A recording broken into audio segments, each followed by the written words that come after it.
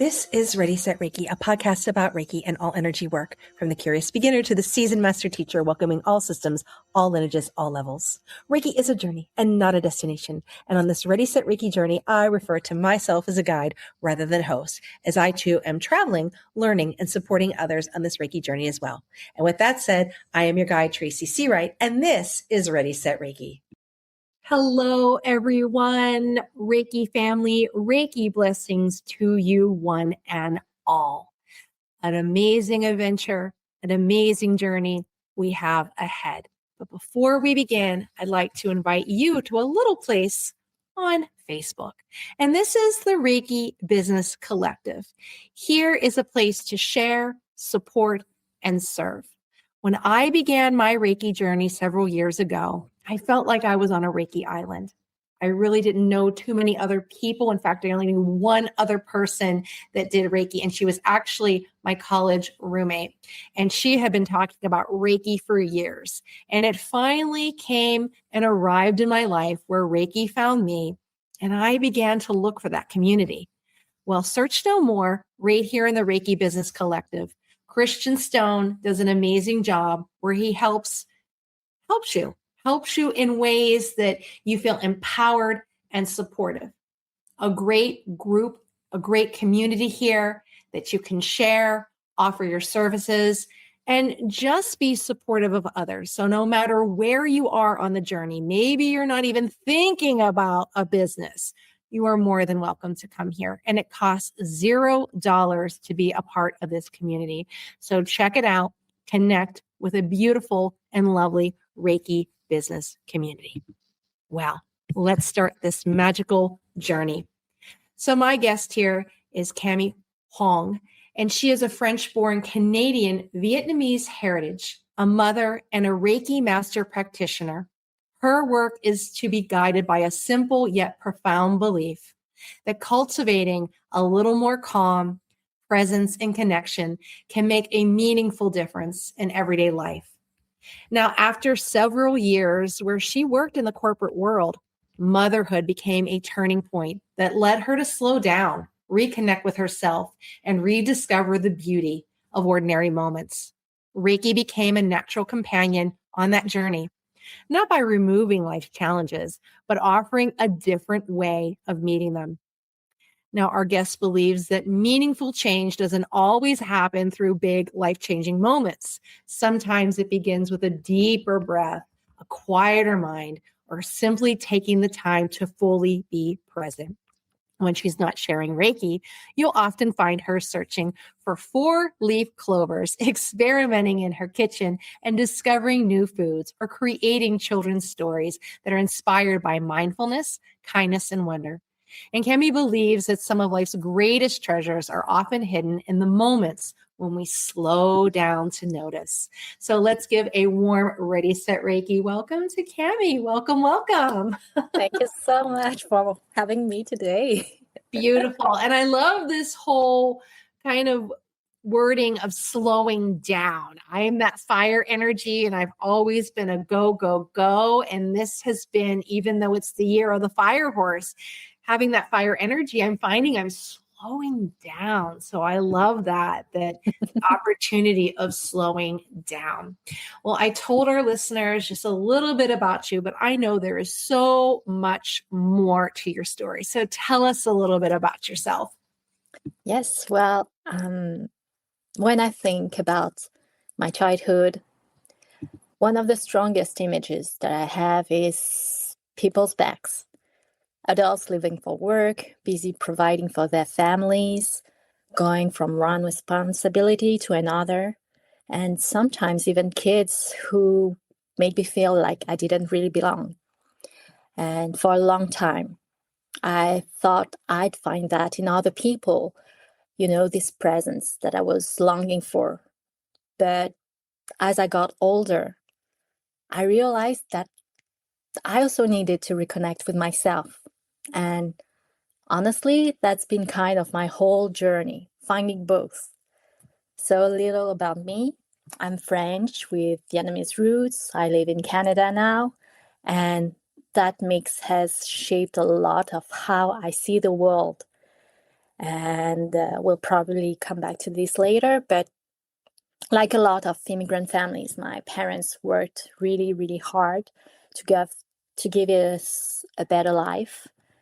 Their love showed up through resilience, sacrifice, and dedication. And I'm grateful for that.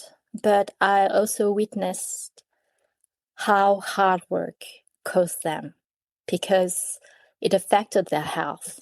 And I think that's part of why I chose a different path, because I didn't want my son to grow up remembering my back.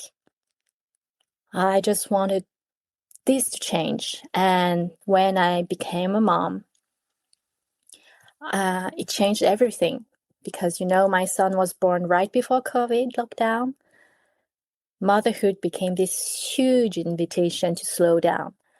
And it's been the most beautiful and the most challenging season of my life.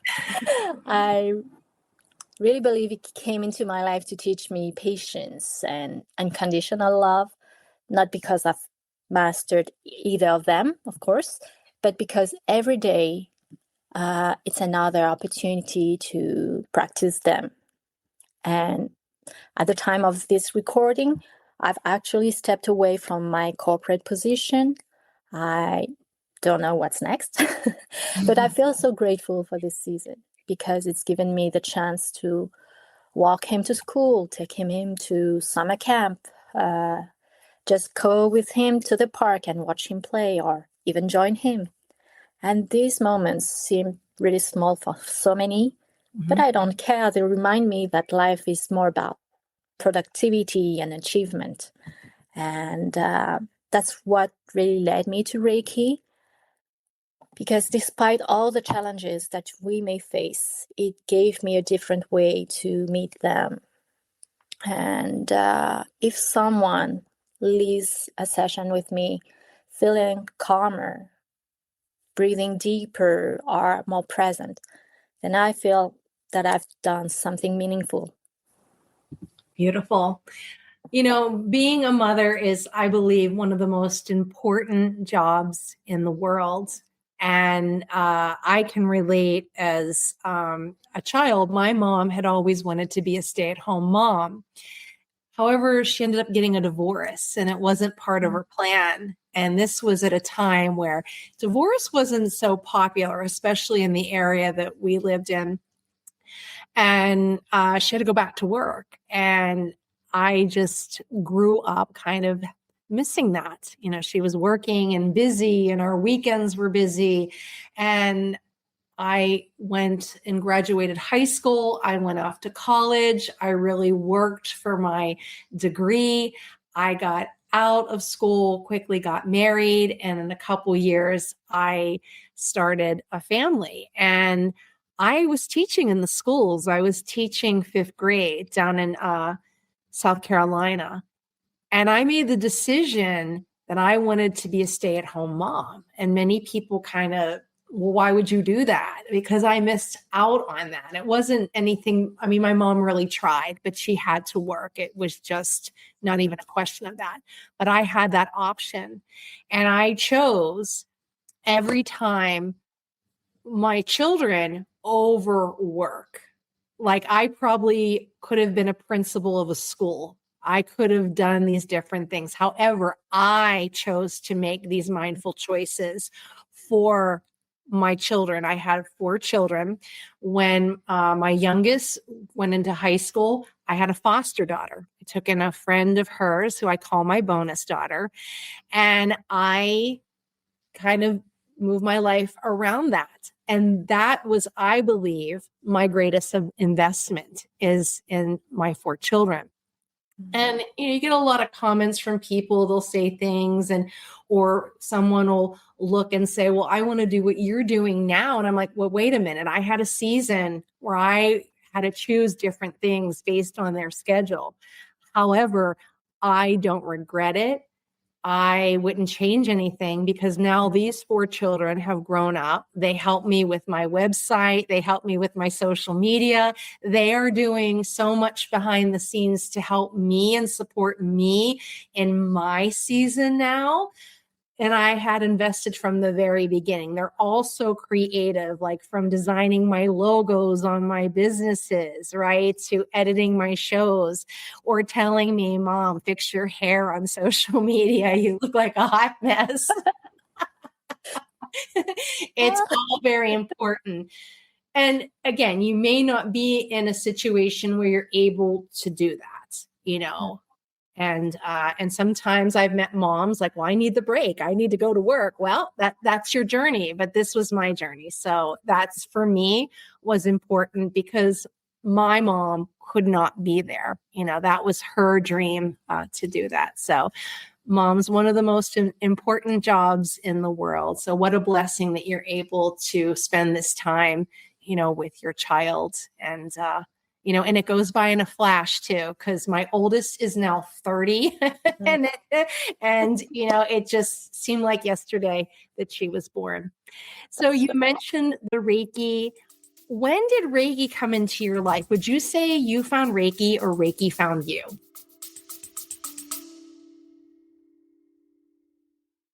You are on a hero's journey, and the destination was never a place. It was always a return to yourself.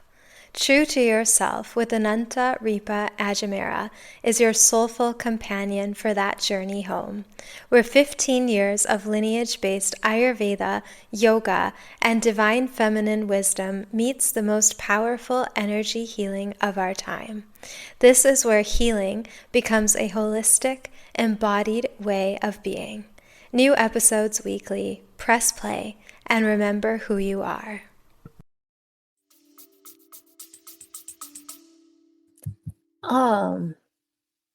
Let me think about this. I will say that it was a little breadcrumb that I found. I first discovered Reiki during the COVID lockdown. My son was born, as you know, during that time, and he was premature. I was really protective of him because, well, we didn't have family nearby. Like a lot of new parents at that time, we were kind of figuring out everything on our own. And at that moment, I developed this really painful ingrowth toenail. So during a telemedicine appointment, the doctor wanted me to go to a clinic, but I was worried about exposing my son to germs, and she understood. She prescribed an ointment. She even recommended foot baths and asked me to do a follow-up a few days later. And she also made pretty sure that she wasn't really optimistic about the outcome. But anyway, I did it. And so while I was soaking my foot, I remembered my sister had mentioned Reiki at one point, and I had no idea what it was. I went on YouTube. I found a few videos for pain, and I just played them while I was doing my foot baths. And honestly, I wasn't expecting anything, and I didn't feel much. But a few days later, my doctor was surprised because she was like, wow, the state of your toe, it has so much improved. So I didn't have to go to the clinic, and I can't tell you why. Maybe it was a treatment, maybe it was just time, and maybe Reiki played a role. I honestly don't know. But what I do know is that it made me curious. I wanted to understand more. It was not a straight line. I started with Laho Chi, which is another energy healing practice. Yes. Just out of curiosity. And around that same time, I discovered Andrea Kennedy through her YouTube channel and her Reiki sessions. They were the first ones where I finally started feeling sensations in my own body. And that's what intrigued me. So that's when I started learning Reiki with her. And that's slowly became part of my journey. And here I am. Beautiful, beautiful. And those that don't know, so I teach Laho Chi energy. So it's a higher frequency of energy. Not saying that one's better than the other, but it's definitely a little higher vibration. So you have that La that means the light, and the Ho that means the movement, and the Chi is that life force.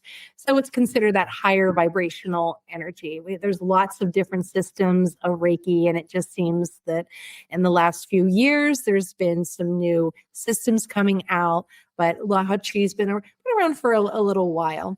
So as you've gone and you have been cultivating a relationship with the energy, obviously you're looking online, you're curious. Mm-hmm. In the last 6 years, I'm sure you might have heard some misconceptions about Reiki. Are there any particular misconceptions that you have heard?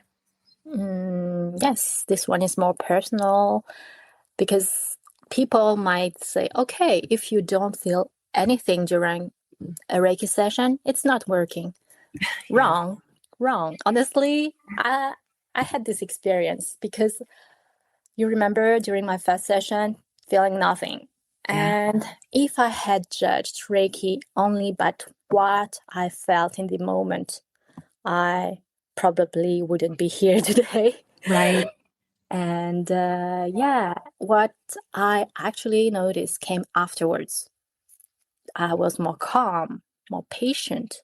I reacted differently to situations. And for me, Reiki can be subtle, very subtle at times.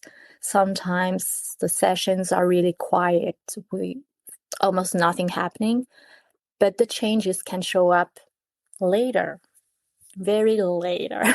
And that's why I always tell people, don't judge Reiki only by what you feel during the session.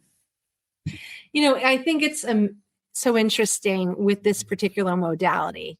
Yoga, that you go and you do a little workout, little yoga session, and it's like expecting, wow, I lost 5 pounds in 1 hour. So they want these immediate results and not realizing with yoga, that's a cumulative practice as well. You're going to need to take a few more classes to see the results in flexibility, lowered stress levels, things like that. So it just amazes me that people come to these Reiki sessions and think it's abracadabra.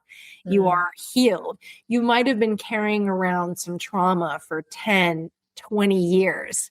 It's going to take a little time to chip away at that, to get things, to trust the process with it. So you're right. I wish people would give it a little bit more time. And amazing things have happened. I mean, miracles have happened. Incredible things have happened. So we don't want to put that aside, but be open to it, right? Give it a little time for it. So as you've been working with this energy, what has surprised you about working with Reiki? What has surprised me the most, I would say, so many things. I think it was when I started learning Reiki, because it was, I was experiencing the benefits myself, and because I was starting sharing Reiki with my friends and family, it just made me want to learn more. I met more people in the Reiki community, and those people often they won't have only one modality. They would be exploring more approaches. And that opened up a whole new world. And I was like, oh my God, what is this? Oh, that's fantastic. So I discovered like acupressure, face yoga, kinesiology, hypnosis, and so many ways of supporting well-being. And Reiki didn't make me feel like I'd found all the answers. It did the opposite. It made me realize there's so much more out there to discover. So many modalities and so many approaches for the same issue. Because one thing that they all seem to circle back is presence and relaxation. And I think that's one of the greatest gifts of Reiki. it kept me curious. And in some ways, it helped me keep those child's eyes, that sense of wonder, Yeah. realizing there's more out there than just conventional practices and beliefs. Right. Beautiful. So just like any other profession, there is a couple of bad apples in the cart. And not everyone, we want everyone service and love, have integrity, and have ethics. And there's a couple out there that may, So as you've looked around for different types of Reiki practitioners and master teachers, what are some really good qualities? What are the qualities that you look for in a Reiki practitioner or master teacher?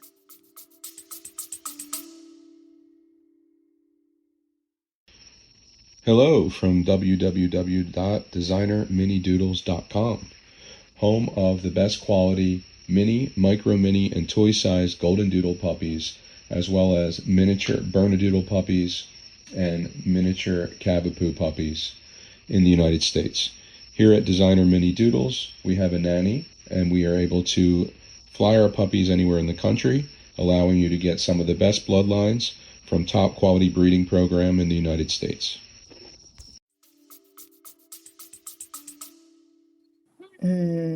From my point of view, because it's really personal, Absolutely. I was looking for, I was doing like most people, I was reading Google reviews. I compared a few practitioners in Montreal, and I narrowed it down to a few. And I noticed that one of them was on Shamrock Street. And if you know me, I love looking for four-leaf clovers. Yeah. So I couldn't help but smile and felt like it was a little wink from the universe. Okay, it wasn't the only reason I chose her, but it definitely caught my attention. But when I met her, I immediately felt comfortable. She had this really gentle presence, and I later found out that she was certified in other complementary approaches, which she naturally weaved into her sessions. And I appreciated that because it was like having different specialties within only one session. And yeah, I think it's a mix of both, the practical side and the intuitive side, to go back to your question. Do your research, read the reviews, ask questions, go meet them if necessary, and pay attention to how you feel, because sometimes you might think, okay, yeah, that feels right. So maybe that's the right person for you. Beautiful. Thank you for sharing that. So what advice would you give someone who's decided, you know what, I'm going to answer the call. I want to do this, whether it's part-time, full-time. Do you have any words of wisdom to share? Okay, I will say just explore, read, take classes, meet people who are already in this world, because I'm pretty sure there are lots of them around you, and we don't always think about knocking at the doors, but people are interested, especially at that time. So yeah, and also learn from different teachers, because everyone brings something unique. Don't feel like you have to put also those people on a pedestal, because in Reiki, especially someone who's a master, they just spend more time learning, practicing, and teaching. They might have more techniques, more experience, but that doesn't make them better or somehow above anyone else. We are all human and we are all learning. And I also think it's important to remember that Reiki is accessible. The teachings that they give you are just the foundation. But with time and experience, you will practice it in your own way. You will develop your own techniques. So stay open, ask questions, and let your own experience be part of your learning too. Beautiful. So what books do you recommend? That's actually a funny question, especially when we think about the setting of this podcast, because people might expect me to say a long list of spiritual books. But honestly, most of the books I have are cookbooks. Sure. That's great. That's anything upon your journey. Yeah. Because I love cooking, and cooking is one of the ways I slow down and take care of the people I love. But if I had to recommend one, it would be probably Amma by the Anne family. I love it because it's so much, well, it's more than a cookbook. It weaves family stories and recipes. And when I flip through the pages, I almost feel like I'm sitting at their table, and you can really feel the love that was put into those meals. And when you know that I grew up with Vietnamese roots, food was always a language of love. We don't say I love you. That doesn't exist in our language. But we show it by preparing a meal, by cutting fruit for someone, or by making sure that they have eaten. And when I think about this, Reiki feels kind of similar to me because it's another way of expressing care. You don't always need a lot of words, you just need presence. And whether it's making a warm meal or offering a Reiki session, both come from the same intention, caring for someone. Do you offer any other modalities? Do you offer classes, trainings? Right now, my main focus is offering Reiki sessions, mostly online, so I can support people wherever they are. Because I first experienced distance Reiki during the pandemic, I know firsthand how comforting it is and accessible. And I love the idea of receiving Reiki in my pajamas, curled up in my bed. But I'm also a certified face yoga teacher. And I'm currently working on bringing face yoga and Reiki together because I think they complement each other beautifully. They both invite us to slow down, to reconnect with ourselves and become more aware of our bodies in a gentle way. And more than anything, I love creating experiences that help people bring a little more calm into their everyday life, whether it's a session, a class, a guided experience. Beautiful. Yeah, face yoga is fun. I think over COVID, I also did a face yoga training. That's so fun. Yeah. So where can somebody find you, online or in person, if they're interested in providing a service, getting a service from you? So you have my website, foodforthesoulwithcami.com, where you will find information about my current and upcoming Reiki and face yoga offerings. I'm also a member of the Dragonfly Reiki Marketplace, so you can find me there too. I'm also on Instagram and Facebook at Food for the Soul with Cami, where I share little moments from everyday life, reflections, and simple reminders to slow down and be present. And if you are curious about Reiki or just wondering if what I might offer be a good fit for you, I also have a YouTube channel with a few videos of me giving Reiki sessions and guided experience. And if you have a question, don't hesitate to reach out at Food for the Soul with Cami at outlook.com, because I really believe finding the right practitioner should never feel intimidating. Beautiful. And those of you that are curious of like, what is this Dragonfly Marketplace? We've had Amanda McCord on, and you can listen to her episode about Dragonfly Marketplace. It's a place where those who are practitioners can come on to offer things as well. And if you're curious, you're able to find practitioners on there. So that ends the first part of our journey, and I'm going to guide you to the second part, which are questions from our Reiki students and listeners. So number one, how does your multicultural identity as a French-born Canadian of Vietnamese heritage influence your Reiki practice? I think Vietnamese background definitely made me more open to the idea that there's more beyond what we can see, because energy, ancestors, spirits and ghosts, intuition. Those weren't unusual concepts growing up. They were just part of the cultural background I was raised in, even though Reiki itself wasn't. And I was born and raised in France. Now I'm in Canada, and each place added its own layer, I think. France gave me a certain rigor, maybe a way of questioning things, whereas in Canada, it gave me more space to explore, to try things, and without feeling as judged for it. And what I've come to realize is that Reiki isn't tied to a particular religion or ethnicity. To me, it's universal. It's a bit like food, actually, because we all come from different cultures, we all eat different meals, but we all need nourishment.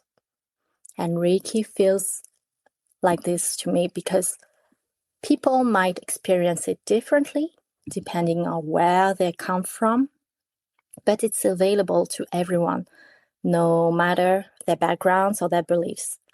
And I think that's a gift of being multicultural, because you stop seeing things as the one right way and starting seeing all the different ways people care for each other.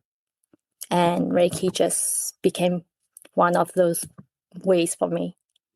Beautiful. Number 2, you mentioned that Reiki doesn't remove life's challenges, but changes how we meet them. Can you share a personal example of how Reiki helped you navigate a difficult parenting or life moment? Apparently, I would say parenting, because I'm right in the middle of this. Yeah, there are evenings when I feel like both my son and I, we need more calm. And that's when I often turn to Reiki. Sometimes it's just during our bedtime routine. It's not about doing something elaborate. It's simply about creating a moment we can share together. It helps us both slow down after the day.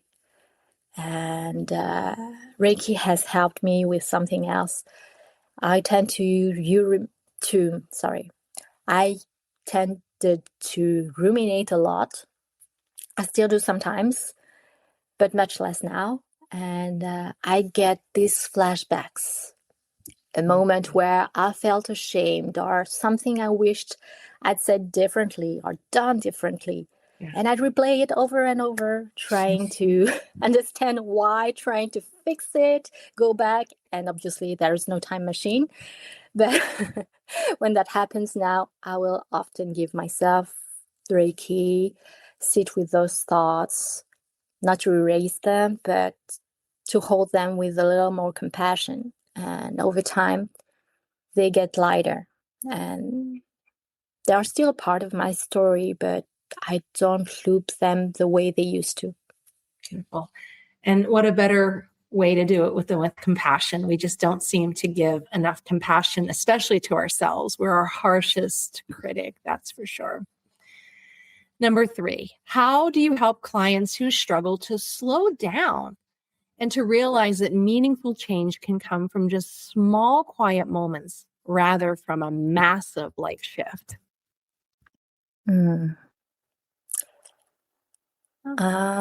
I think we are often looking for something big, something spectacular, but big doesn't always happen like this every single day. We are trying to look for.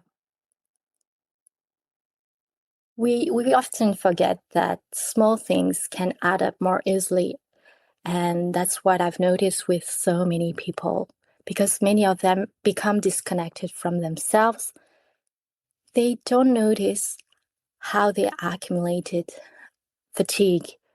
They are disconnected from their body because, many of them will come over and didn't realize how much they were carrying stress in their body. And honestly, That used to be me too. That's part of why I always check in with my clients. Okay, how are you feeling now? And afterwards, I will do a follow-up asking again, how are you feeling? And every single time, there's some kind of shift, even if it's tiny. And after a session, people don't usually come back saying, my whole life has changed. No, they will say things like, I slept better. I didn't feel as much stressed. For the next few days, I felt calmer. And I love hearing that, of course. But what I love even more is when someone says, I didn't realize how tense I'd been until I finally relaxed. Or Right. I didn't notice how disconnected I'd become. And it's like finding your way back home, back to your body, back to yourself. Because once you notice this, it's really hard to go back to being completely numb. Right.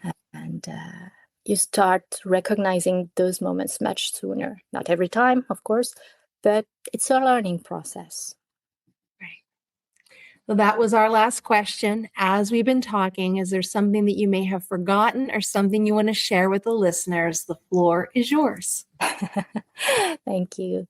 I think I'd simply like people to remember that life doesn't always have to be lived at full speed. We spend so much time thinking about what's next, the next task, the next goal, the next responsibility. But some of the most meaningful moments in our own life happens when I slow down. Look, watching your child play, hearing the birds sing on your morning walk, preparing a meal for someone you love, taking one deep breath before moving on to the next thing. And those moments might seem ordinary, but I don't think they are. They are often the moments that quietly shape our lives. Because when we look back, it's usually those little moments we remember, not always the spectacular ones. But for instance, the meal your mom used to make, your dad, perhaps he had this song that he used to hum all the time, or the scent of a flower that brings you back to your childhood garden. And growing up, I thought I always needed more time, more security, more success, more money. But looking back, I think that what I was really longing for was more presence. And today, that's what I try to offer myself. And it's also what I hope to offer to the people on my sessions. So yes, whether it's through a session, conversation also, I truly believe that presence is one of the greatest gifts we can offer ourselves and to each other. Beautiful. And where can we find you again if we'd like to connect? Okay, so my website, foodforthesoulwithcami.com. And also on Dragonfly Marketplace. Yes, that's right. Very good. Well, thank you, Cami, so much for taking time out of your very busy schedule to join me on this Ready, Set, Reiki journey. Thank you again. Thank you for receiving. Wonderful. All right, fabulous listeners. If you'd like your question featured on Ready, Set, Reiki, reach out, www.readysetreiki.com, and find me on social media and ask those questions. Maybe it'll be featured on the show. Well, I'm Tracy Searight, and this has been Ready, Set, Reiki.